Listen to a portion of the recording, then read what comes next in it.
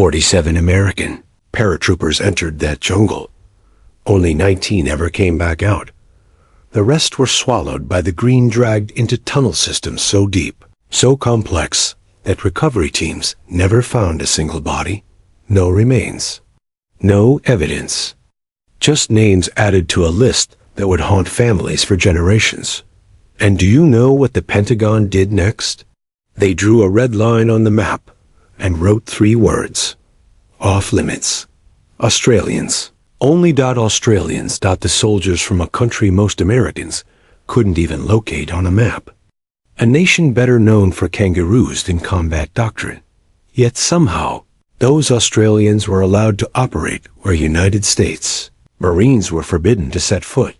And this is where the story turns unsettling.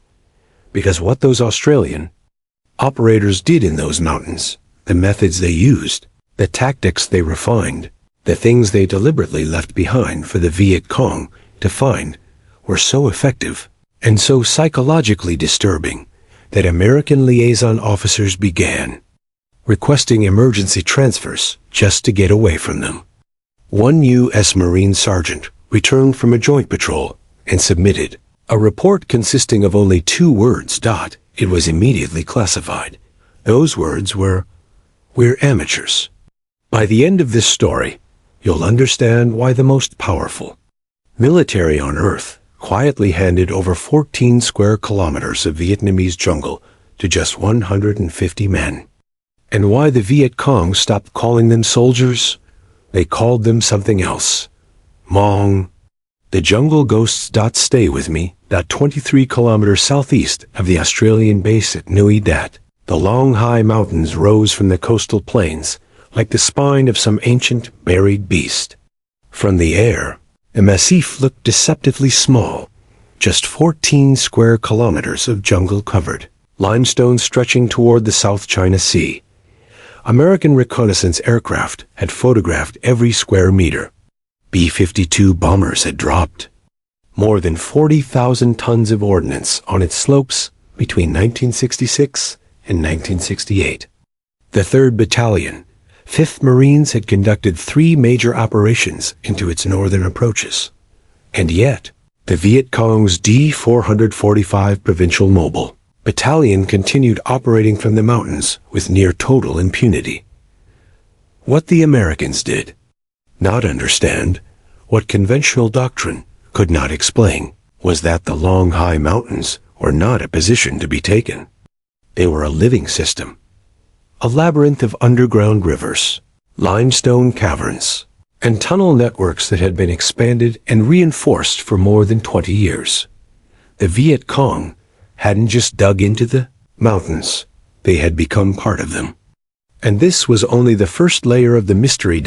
In March of 1967, a company from the 173rd Airborne Brigade attempted a sweep and clear operation through the eastern approaches of the Long Hải.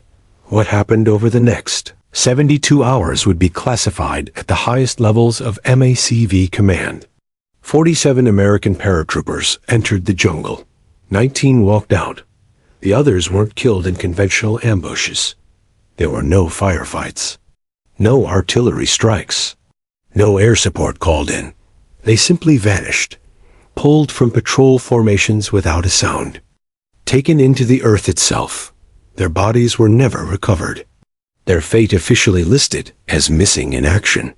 The public after-action report blamed enemy activity and difficult terrain.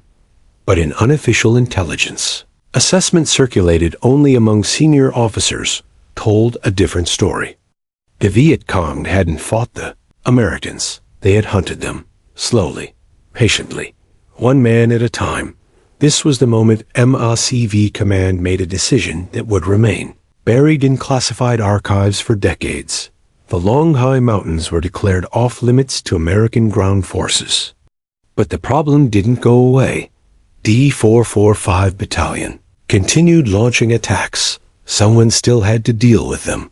That someone was Australia. To understand why the Pentagon turned to a force of barely 500 men to accomplish what 20,000 Marines could not. you have to understand how different the Australian mission in Vietnam really was. The first Australian task force arrived in Phuc Thu province in 1966 with an operational mandate that fundamentally rejected American doctrine. While U.S. forces measured success in body counts and territory seized, the Australians were given a single objective: pacify the province by whatever means necessary. That phrase mattered. Inside the task force operated a unit so small it barely appeared on American organizational charts.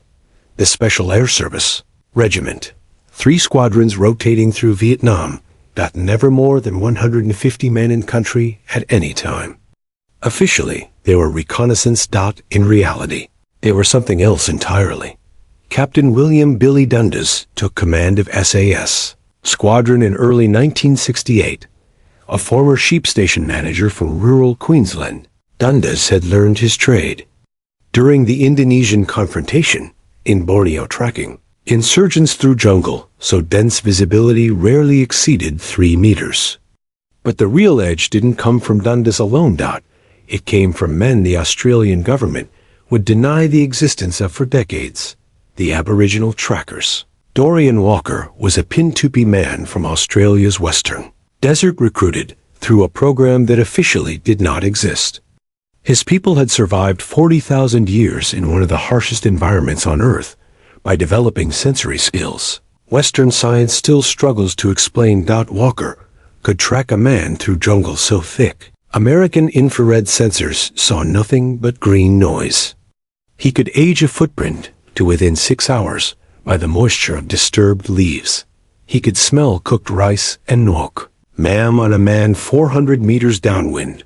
When Walker arrived at Nui Dat in April 1968, the American liaison officer Captain James Morrison of MACV dismissed the tracker program as colonial nostalgia.